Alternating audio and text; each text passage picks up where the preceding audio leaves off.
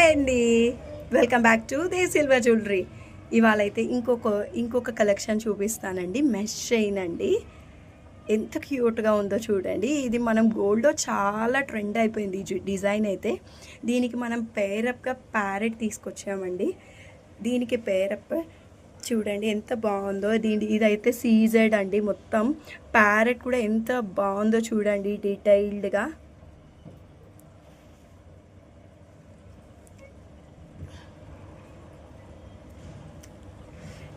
ఇదిగోండి చూడండి, మనం పెండెంట్ వేస్తే ఎంత బాగుందో. ఈ మెష్కి ఈ ప్యారెట్ వేస్తే, ప్యారెటే కాదండి ఎనీథింగ్ చాలా బాగుంటుంది మనకి.